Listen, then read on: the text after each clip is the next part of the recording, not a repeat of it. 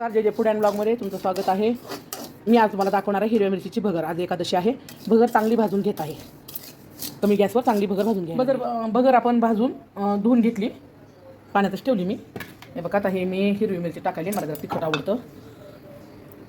जिरे आपण वाटून घेऊ. तेल गरम करून घेतले, हिरवी मिरची टाकायले. तेलात चांगली मिरची भाजून घ्यायची. शेंगदाणे, कच्चे शेंगदाणे घेतलेत, मोठाट वाटून घ्यायले. मीठ टाकून घ्यायले.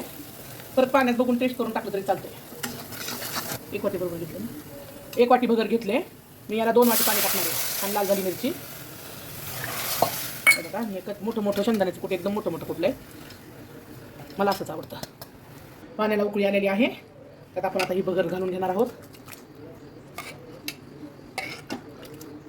आता आम्ही याच्यामध्ये एक नवीन ट्रिक वापरणार आहे. म्हणजे आम्ही तसंच खातो बघा. कच्चे चिप्स आहेत ते खातो. भगरीमध्ये मी टाकून देते. कच्चे चिप्स टाकते. कधी कच्चे कुंडोळ्याची म्हणजे चकली असते ना उपासाची, ती पण छान लागते. साबुदाण्याच्या पापडीचा चुरा पण चांगला लागतो. मस्त लागते. मस्तपैकी भगर शिजवून घेतलेली आहे. बघा, एकदम मोकळी, मस्त क्रिप्सी, एकदम मोकळी म्हणजे आम्हाला जशी आवडती तशी भगर तयार आहे. चला, लाईक करा, कमेंट करा आणि कशी झाली ती कमेंट करून सांगा.